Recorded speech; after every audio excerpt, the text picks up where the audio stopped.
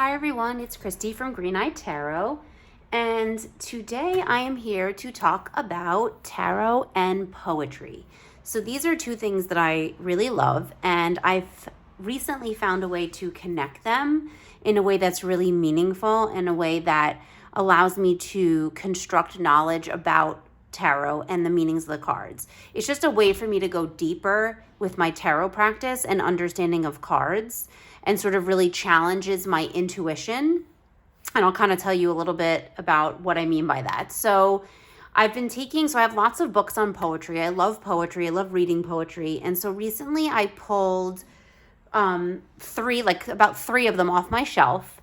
And I just started opening them up, and I would read a poem, and then I would instinctively sort of use my intuition and think of the first tarot card that comes to mind.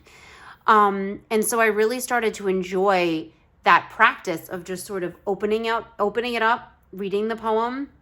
And then you'll see I have little flags in my book, and then just writing sort of on a little tab which card I thought of. And then what I did was I read the poem again, and then sort of went back to one of my tarot books and looked up some of the keywords to see like how accurate I was in terms of sort of relating the poem and the words in the poem and the imagery that inspired in me, and how well that matched up with the tarot cards. So I thought I would share the poems with you. I love poetry, so I thought I would share some of these poems, and then my thoughts on the card that I thought of as soon as I read the poem, and the one that I thought that it matched up with in terms of what I know about the tarot and its meanings. And so I have some cards here so that I can have a visual while I'm reading the poem. And like I said, this is something that I've really enjoyed, doing, and I really wanted to share because I think that tarot and poetry sort of have a very natural relationship. They have a natural affinity with each other. I think that they have a lot in common. I have written poetry, not good poetry. I'm pretty sure it was pretty bad. I haven't really shared it with anyone, but I'm also going to talk a little bit about how maybe using some decks can start as a jumping point for you to write your own poems and be inspired, whether it's just the tarot or an oracle deck. I have a deck I'm going to share with you that can be a great resource for if you want to use it as a prompt to write a poem, to try your hand at writing poems. But first, I'm going to, like I said, read some poems. I'll show you the books that I have. So this is called In the Dark, Soft Earth by Frank Watson, Poetry of Love, Nature, Spirituality, and Dreams. So this is a wonderful book. I love it. So many poems in here I like. There is actually a chapter on tarot poetry, so it's devoted entirely to tarot. So I didn't choose any of those because those are already named after major arcana cards. And so I really wanted to try to test my intuition and really just sort of read poems that don't have an association to tarot cards. So I skipped that chapter, but this is a great book. So I'm just going to go right to the first one. You can see I have tabs. I have so many tabs because I've been really diving into this practice. So this one's called Where It All Began. Standing on the cliffs at the end of the world, we follow the frozen stream as it winds through, depositing us deep into the earth where it all began. So, as probably you can guess, I immediately thought of the Fool. But I also thought of the world, because I thought of how when we go through the journey, the Fool's journey, the hero's journey, whatever you want to call it, we start at the Fool, right? That's the 0 card, and that's where it all begins. But when we end, we sort of end at the world and start over again with the Fool, because we start on a new journey. We're embarking on something new even after we come to the world.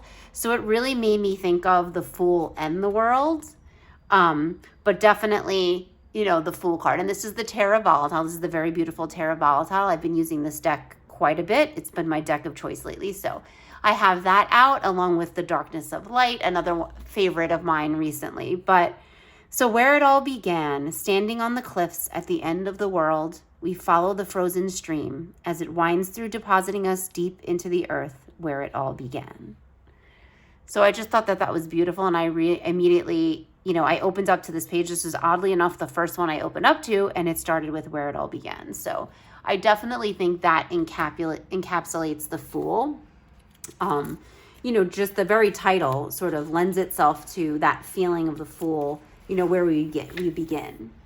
So the next one is called Maps. This night I follow the roots to ancient lands like a child thrust in the wandering dust. She wraps me in a tiny boat and sets me off to sail on a journey traced through ancient maps. Her breath has blown me across this half of the waking world as I sail along an endless river in a tiny boat to the other side, until I'm hidden within the night, covered in caverns deep within the earth, where she and I go on nighttime trysts. So this one definitely made me think of the Six of Swords. And just obviously the boat imagery, immediately the Six of Swords came to mind. And I'm trying to see, here it is. I have the Six of Swords. So this immediately came to mind. Is this the card, the Six of Swords? Just that energy of sort of making a journeying away, away from something, moving away from something that that maybe no longer serves you, and sort of making that journey and into the unknown, sort of that unknown territory. So just that imagery of, obviously, she wraps me in a tiny boat and sets me off to sail. And it says like in a tiny boat to the other side. So in this card, obviously we can see a destination. We don't really know what it is. And the way she says, I'm hidden within the night, this does seem to give me night vibes, especially in this card. I get nighttime vibes, with this card. So I definitely thought of the Six of Swords, when I read that.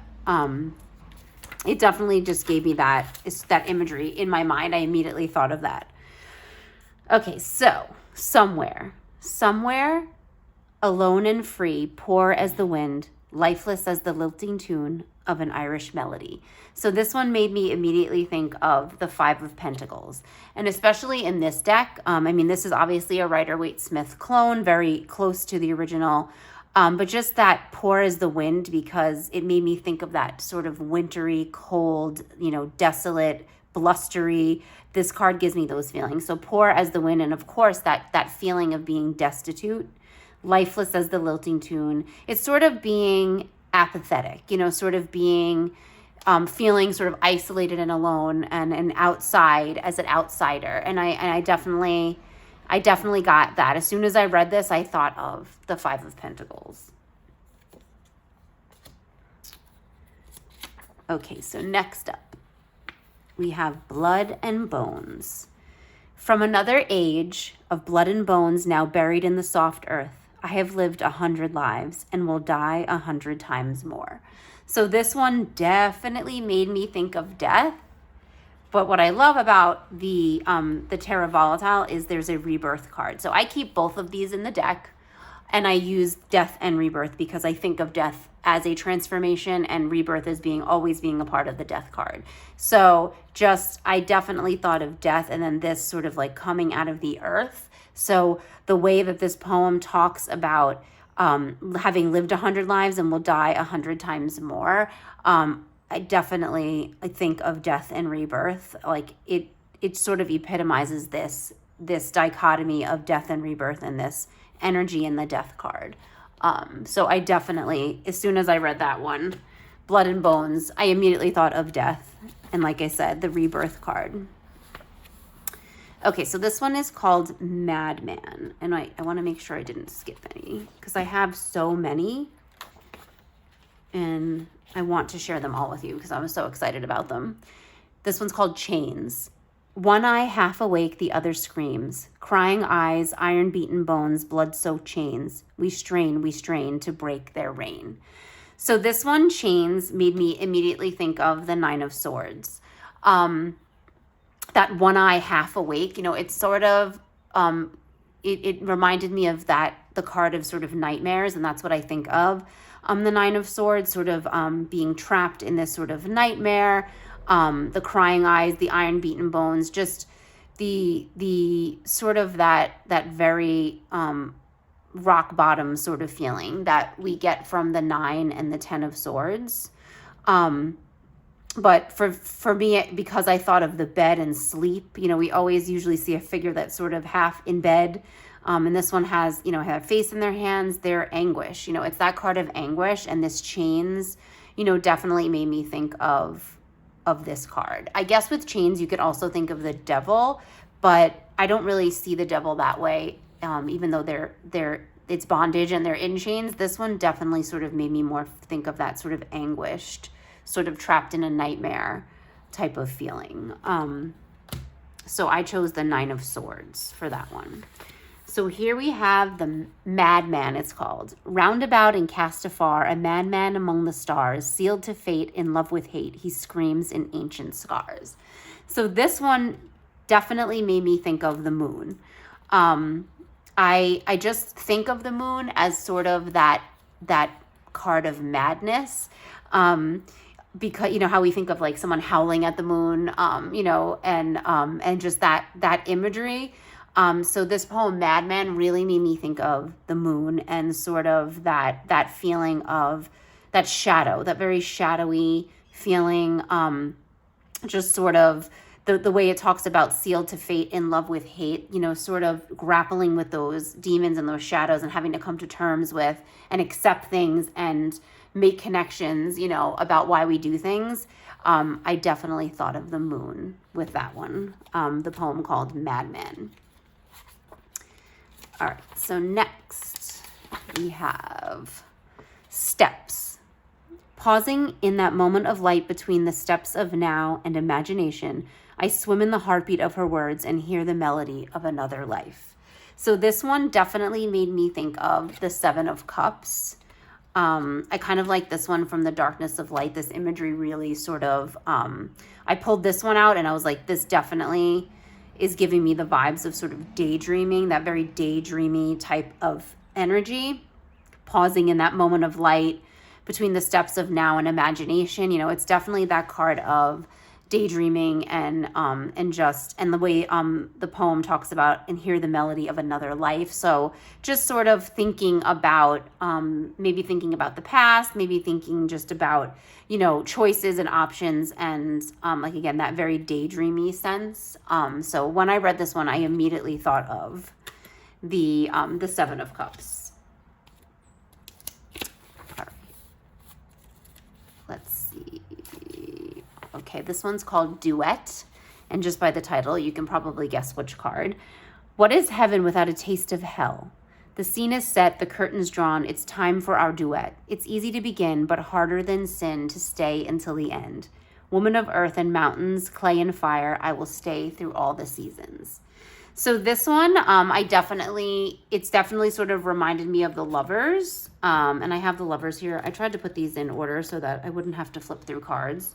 And you can see that didn't really work that well. But I definitely thought of the Lovers in this, obviously duet, that sort of coming together. But also sort of what is heaven without a taste of hell, sort of that duality, that yin and yang, heaven and hell, that made me really think of the Lovers. And just like that, that card of sort of choice, when we do a duet, we're choosing to enter into that partnership, when we're doing a duet, we're making the conscious choice to be a part of that duo. So I definitely thought of, as soon as I saw duet, I had a feeling it was going to be the Lovers, but definitely after reading it and just sort of hearing the words and then connecting it to imagery. This one's called Silent. So this one says, she sits there, silent as an owl with blinking eyes. So I definitely thought of the Hermit. And obviously silence, when I think of the Hermit, I do think of sort of that period of turning inward and being silent and sort of like drowning out the world and just being in that silence. But then the owl is, to me, that imagery of an owl is always going to be linked to sort of wisdom. And so, turning inward to gain wisdom, about something, turning inward to listen to your own inner guidance and inner wisdom, and that's silence. So I definitely thought of, this poem has 3 lines. She sits there silent as an owl with blinking eyes. I definitely think of the Hermit. I think of like coming upon a hermit, and just, kind of understanding that that's where they are, and that they don't want to be interrupted. They don't want to really hear the noise right now. They're kind of listening to their own inner voice. Okay, so next, prison of dreams. Piercing the night stars in a prison of dreams. Waking from a daze, she finds herself in another. Climbing from one end of the cosmos to the other, she never leaves her room. At the end of a hallway trance in a labyrinth of sleep. So this definitely made me think of the Two of Swords. So something about the just the blindfold, that prison of dreams, piercing the night stars. You can see in the darkness of light the stars. There's sort of a sliver of the crescent moon, which sort of made me think of piercing the night stars, like it's just having that crescent moon.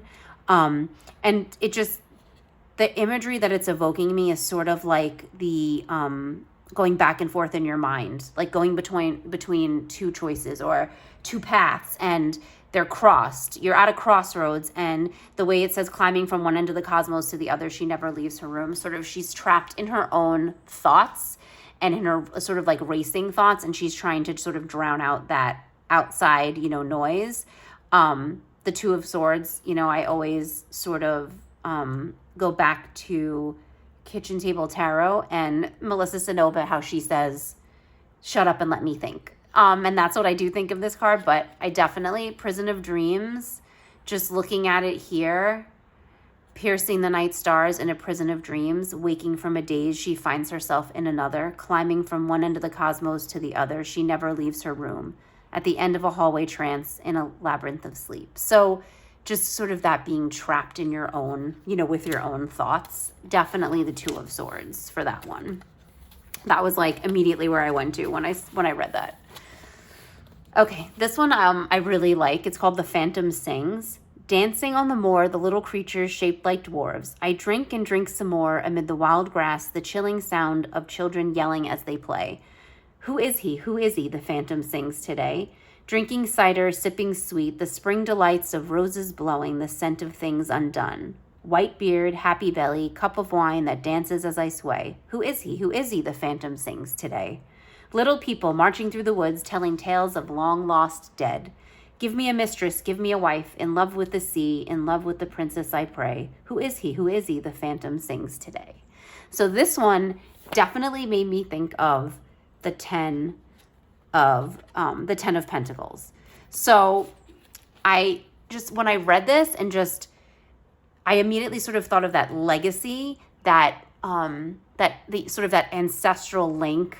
The way it talks about telling tales of long lost dead, white beard, happy belly, and it just so happens that this figure in the Terra Volatile has a white beard. In the Ten of Pentacles, he has a white beard. Sort of that comforts of home, that sort of having what you need and the fulfillment, and so that happy belly, just all of this imagery, cup of wine, sort of that celebrating a life well lived. And then who is he? Who is he? That refrain there, that who is he? Who is he? Like that makes me think of like someone talking, like talking about him. Like, who was he? Sort of like in that respect. Who was he? Who was he? And the tales of the long lost dead. I immediately sort of thought of the Ten of Pentacles and that sort of ancestral energy and that legacy, that family legacy. So I really love that one. And so the next one is called Red Dust. This cauldron carries the mist of 100 singing spirits who wrap around entwined in a halo between the heavens and the earth, the sun and the moon, as we breathe the dust to inhabit a world of darkness and light, clinging on for 10,000 years, dissolved in a drop, an ocean that never ends. So this one made me think of The Magician, definitely. I just thought of the cauldron, to me that definitely makes me think of magic and manifesting and just the heaven and the earth, the sun and the moon, as above, so below. So those different heaven and earth, sun and moon, the darkness and light, this wording in this poem really just, as soon as I read it, I definitely thought of The Magician. And the more I read it, again, just thinking about manifesting in power and having, the tools and, that you need, this sort of cauldron carries the mist of 100 singing spirits. It definitely just reminds me of magic. And so yeah, the Magician was definitely the card that I thought of. So that's in the dark, soft earth. One of the other books that I had been using, I pulled off my shelf, is called Flame and Shadow. Now this is an antique, this is an old book. You can see it has been around. I got this from a used bookstore a long time ago. It is copyright 1927, but it is a book of poetry called Flame and Shadow by Sarah Teasdale. Very beautiful, very, very evocative poems. I love this book. Like I said, I've had it for a long time. So this is called Stars. Alone in the night on a dark hill with pines around me, spicy and still, and a heaven full of stars over my head, white and topaz and misty red, myriads with beating hearts of fire that aeons cannot vex or tire, up the dome of heaven like a great hill. I watch them marching, stately and still, and I know that I am honored to be witness of so much majesty. So this one definitely made me think of the Page of Pentacles. And that might be one that you're like, what? Page of Pentacles? It reminded me of sort of just being so enamored with sort of that very innocent and sort of just that outlook on the world, that anything is possible, and that the earth sort of like gives you all the tools and can give you, and like sort of that optimistic outlook on a new venture, and just being surrounded by nature. And so just that nature energy, but sort of being in awe of it all. You know, you're not jaded. You know, you're in that space. So it made me think of the Page, sort of a younger sort of outlook, and not being jaded by the world, and no cynicism. You know, you're looking as if you just, you know, appreciating this earth and what it has to offer you. So I definitely thought of the Page of Pentacles with that one. And being a student of the earth, and like basically that the earth sort of has its own magic. So let's see. The next one is, and sorry, I have to be really careful with this because this is an old book. Only in Sleep. Only in sleep I see their faces, children as I played with when I was a child. Louise came back with her brown hair braided, Annie with ringlets, warm and wild. Only in sleep time is forgotten what may have come to them, who can know? Yet we played last night as long ago, and the dollhouse stood at the turn of the stair. The years had not sharpened their smooth round faces. I met their eyes and found them mild. Do they too dream of me, I wonder? As for them, am I too a child? So this one definitely made me think of the Six of Cups. With all that imagery, with all that sort of childhood and thinking of childhood friends, definitely nostalgia and looking back fondly on memories. I love this. I love the Terra Volatile image. It's very traditional, but I do love the darkness of light. I just love sort of this sun coming up over the horizon. It's just, it's beautiful. I love this from the darkness of light, and definitely this imagery of children that you played with as a child, and just kind of seeing their smooth round faces and that they haven't aged. It's definitely a card of nostalgia, and this poem is definitely sort of bringing up those nostalgic feelings. Okay, so this one's called The Voice. Atoms as old as stars, mutation on mutation, millions and millions of cells, dividing yet still the same, from air and changing earth, from ancient eastern rivers, from turquoise tropic seas, unto myself I came. My spirit, like my flesh, sprang from 1,000 sources, from caveman, hunter, and shepherd, from Karnak, Cyprus, Rome. The living thoughts in me spring from dead men and women, forgotten time out of mind, and many as bubbles of foam. Here for a moment's space, into the light out of darkness, I come and they come with me, finding words with my breath.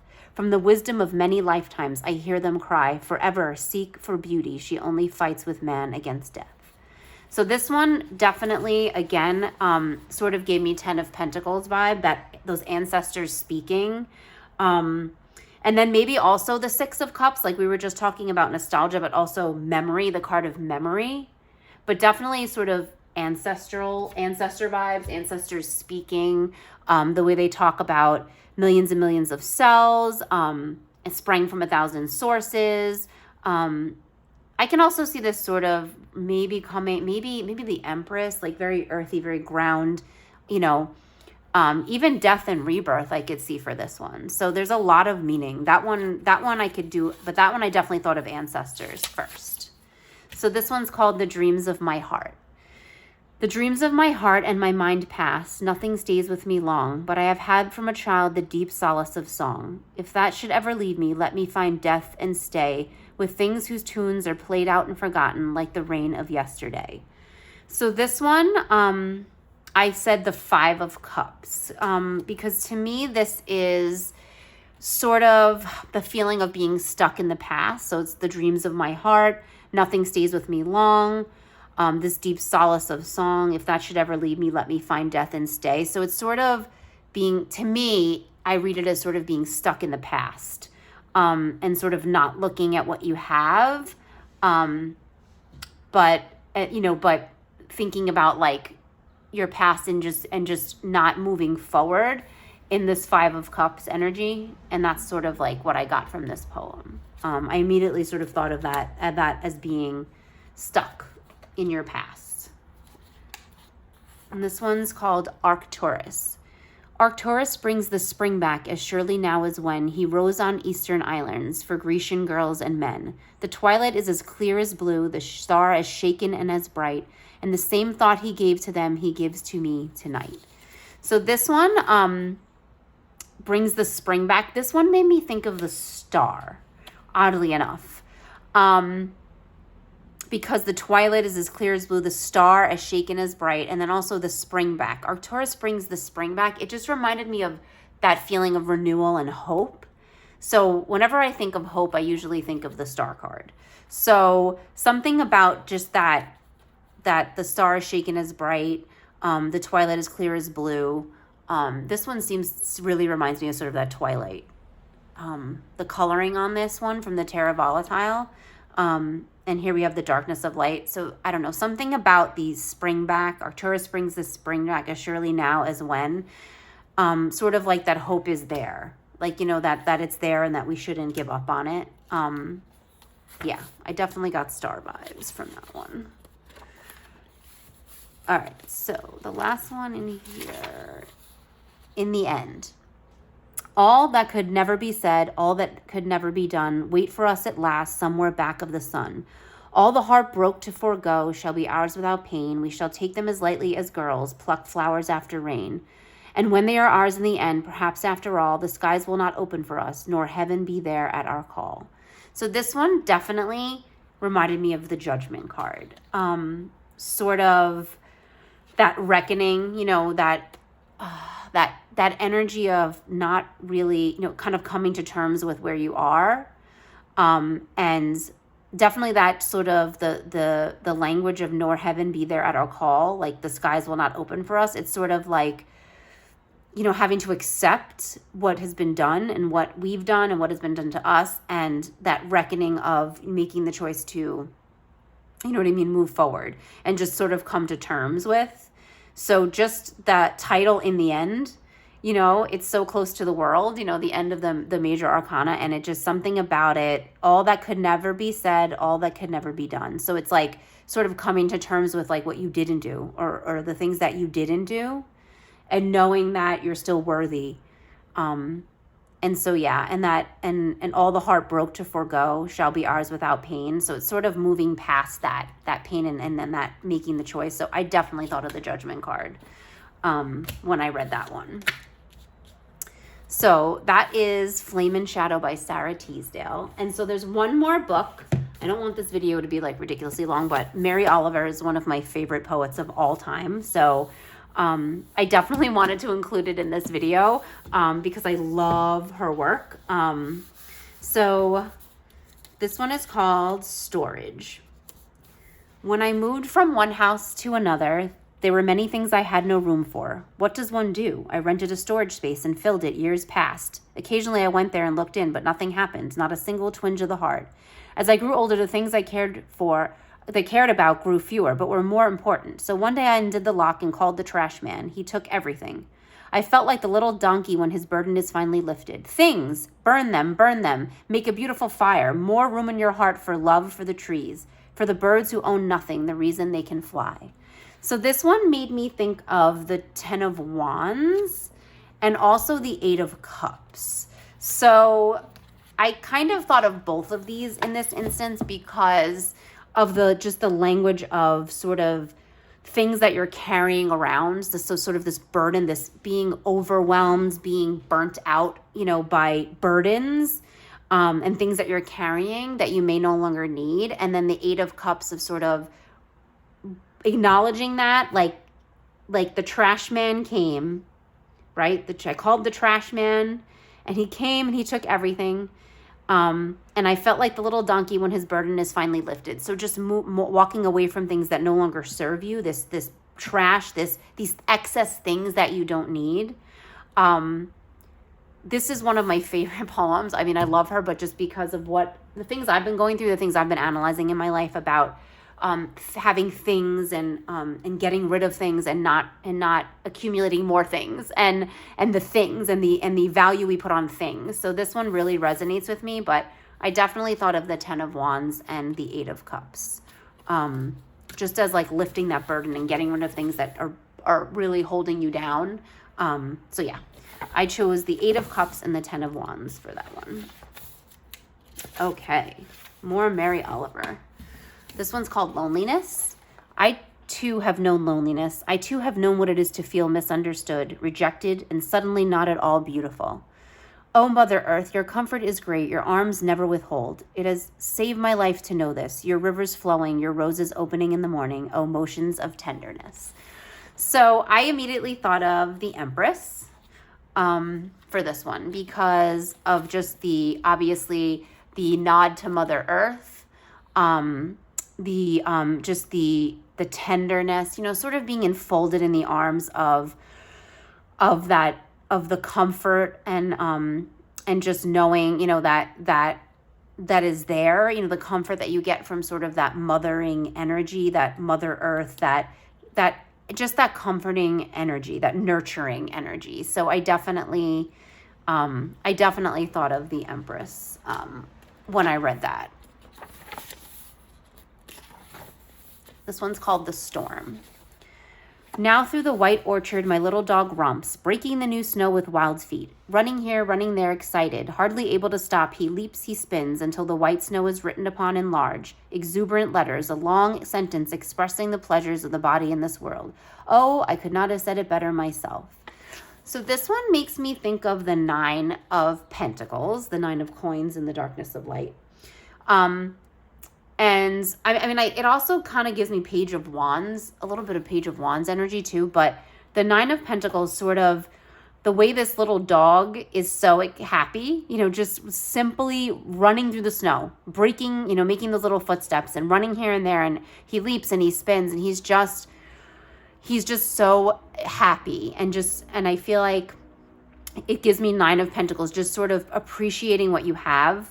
And just being in the moment and just taking stock and just appreciating running in the snow. So as soon as I read that, I thought of the Nine of Pentacles. And this is one of my favorite Nine of Pentacles cards in any deck. I absolutely love this. Just the majesty of it and just, like I said, taking stock of what you've done and really just being in the moment and enjoying it and, and enjoying what you have, the pleasures of the body in this world. It just kind of definitely made me think of that grounding Pentacles energy. So yeah, the Nine of Pentacles, definitely for that one. And then let's see. So we already did one for the Hermit. Let's find another one. Oh, I like this one. Mindful, it's called. Every day I see or I hear something, the more or less kills me with delight, that leaves me like a needle in the haystack of light. It is what I was born for, to look, to listen, to lose myself inside this soft world, to instruct myself over and over in joy and acclamation. Nor am I talking about the exceptional, the fearful, the dreadful, the very extravagant, but of the ordinary, the common, the very drab, the daily presentations. O good scholar, I say to myself, how can you help but grow wise with such teachings as these? The untrimmable light of the world, the ocean shine, the prayers that are made out of grass. So this one definitely made me think of the Ace of Pentacles. Because I see the Ace of Pentacles as being that symbol, that Rachel Pollack in 78 Degrees of Wisdom, that the earth bears its own magic. So the earth itself is magic, and that you really don't need anything else. No special tools, that the earth does provide. And it's just that there's magic in mundane things. There's magic in the normal things. And that's basically what this poem is saying. The very extravagant, the common. It says not the fearful, the dreadful, the very extravagant, but the ordinary, the common, the very drab. So I definitely think of the Ace of Pentacles and just the fact that there is so much magic in the very ordinary and mundane. So this one, I love this. You are standing at the edge of the woods. You are standing at the edge of the woods at twilight when something begins to sing like a waterfall pouring down through the leaves. It is the thrush, and you are just sinking down into your thoughts, taking in the sweetness of it, those chords, those pursed twirls, when you hear out of the same twilight the wildest red outcry. It pitches itself forward, it fails, it scabs all the surrounding space with such authority. You can't tell whether it is crying out on the scarp of victory with its hooked foot dabbed into some creature that now with snapped spine lies on the earth, or whether it is such a struck body itself saying goodbye.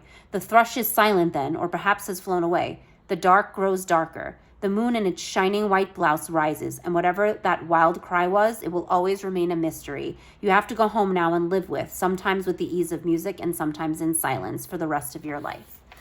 So this one made me think of the Wheel of Fortune immediately.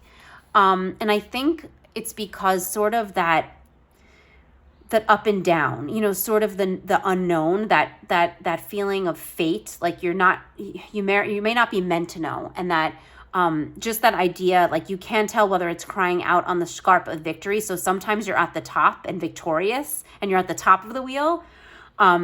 Or sometimes you lie on the earth with its struck body itself saying goodbye. And that, sometimes you're underneath. So sometimes you're the predator and sometimes you're the prey. And that's what I think of. I just think of the Wheel of Fortune and how it turns.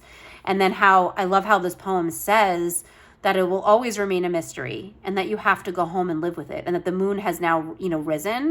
The dark has grown darker, and that, the sun is always going to come up. The moon is always going to rise. And it's sort of that turning, that ever turning wheel, that ever turning cycle. And so, yeah, I just think that that's really beautiful. And I definitely think of the Wheel of Fortune. Okay, so just probably one more, maybe two more. I have to share my favorite poem of Mary Oliver's, because I love it. We already did one for death. Okay, so let's do my favorite. So this is my favorite. This is my favorite poem by Mary Oliver, and this will be the last. We'll end on this one. It's called The Journey. One day you finally knew what you had to do and began, though the voices around you kept shouting their bad advice. Though the whole house began to tremble and you felt the old tug at your ankles. Mend my life, each voice cried, but you didn't stop. You knew what you had to do, though the wind pried with its stiff fingers at the very foundations, though their melancholy was terrible. It was already late enough and a wild night and the road full of fallen branches and stones. But little by little, as you left their voices behind, the stars began to burn through the sheets of clouds, and there was a new voice, which you slowly recognized as your own, that kept you company as you strode deeper and deeper into the world, determined to do the only thing you could do, determined to save the only life you could save. And this poem has gotten me through so many difficult parts of my life and just given me so much strength and hope. I can't even read it without getting emotional because it's just so powerful. But for me, I definitely think of the Tower. When she talks about sort of the whole house began to tremble and you felt the old tug at your ankles, sort of that, you knew you were about, that collapse was coming, but that it was needed. And just the very foundations, and that it was already late enough and a wild night and the road full of fallen branches and stones. So I just think of and I also think of the Seven of Wands, sort of standing your ground, and that you finally knew what you had to do. So I also think of the Eight of Cups. So because you know what you have to do, and you know you're moving away from something that no longer serves you, and though it may be difficult, you have to go. You have to take that road and move on. So for me, the journey definitely the tower, comes up immediately for me. And so many times were tower moments in my life when this really sort of gave me strength. I also think of the Strength card because there's a courage there. There's a very sometimes small and quiet courage when you have to do things that are not comfortable, and you have to make decisions that are going to hurt you, but you have to.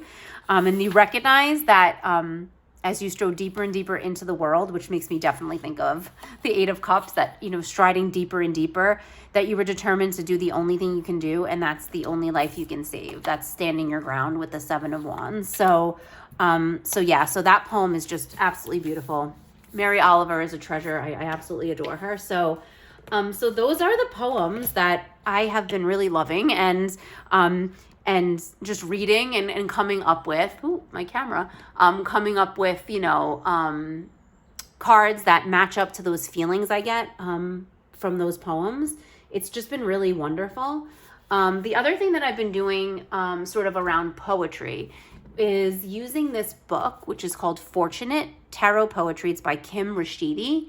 You can get this on Amazon. It's available. So this is obviously poetry based on tarot, inspired by tarot cards. And what I've been doing with this book is I've been using it as for bibliomancy. So if anyone doesn't know what bibliomancy is, it's basically taking book, and you can use any book. You take any book. You can take the dictionary. You can use any book, and you flip through. So it's kind of like when you're laying out your tarot cards, or doing spreading them out and then picking cards. You basically are just flipping through the book, and then when you feel called to, stopping on a page. So we'll do it right now. So let's see. So we'll stop here. So we got the Eight of Pentacles.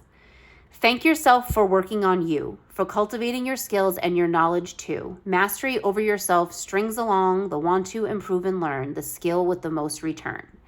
So Eight of Pentacles, right? So we can use this, as if we don't have a tarot deck handy and you want to just throw this in your bag, but you want to pull a tarot card, this is a great way to do it.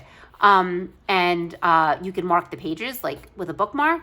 But so this is great. And what I usually do is I tend to take this and then I'll pull keywords out that resonate with me, and then I'll journal about it. Now, that's not something that everyone has to do, but I do use this as a journal prompt a lot of times. And I pull out the words that have meaning for me in my journal. So working comes out of me, cultivating, knowledge, mastery, learn, skill. These are the things that are jumping out of me in this poem. So these are those things that I can now, in my mind, I'm connecting to the Eight of Pentacles card. So this is just a great book. And the great thing is it's really not in any kind of order. So that's why it's great for bibliomancy, because the poems are definitely out of order. Like this starts the Page of Pentacles, the Three of Cups. So there's really no order to the poems. It's definitely a good book for bibliomancy. But that's one of the ways, I've been using poetry in my practice as well. Like I said, journaling prompts, and just as a way to sort of pull cards without actually pulling cards. And then the other great thing that you can do is, like I said, use tarot as a jumping off point to write poetry. So you can really use any tarot deck, obviously, because then you can develop your poem based on the card that you draw from the tarot deck. But I have a deck here that's really a great resource. It's called the Wandering Heart deck, and this is by Raina Biddy, who is a poet. She is actually a poet. She's written books. I will try to link some information about her in the description box, definitely, because she's a brilliant poet, and she's a spoken word, poet. So she performs her poetry, and she's just an advocate. She just does a lot of work, and this is a wonderful deck, the Wandering Heart deck. And it is, it's illustrated by I believe it's a Brazilian artist, Yuri Ribeiro, I believe is her name. So it comes with a guidebook, which is great. It has like the card meanings, it has keywords, in the guidebook based on the meanings of the card. But this is I feel like this deck is great for that. And that's how I've been using it.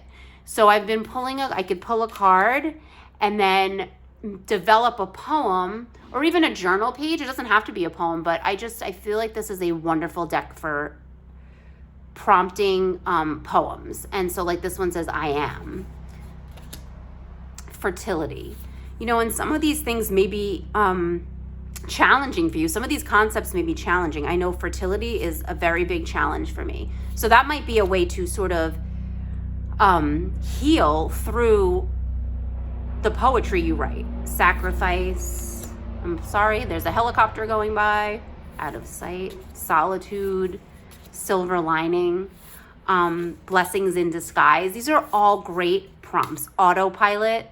I mean, these are really great prompts for alchemy, for poems. These are all great starting points for poems, and just writing about, these things, celebration and what they mean to you. Honor your word. I mean, these are great. Free expression. I absolutely think this is a gorgeous deck. The cards are really big, like they're like a nice size, and so that you can put them up and meditate on them and have it just right in front of you and be an inspiration as you're, starting your poem. Neglect, tension, miscarriage. I mean, there's a lot in here. Mourning.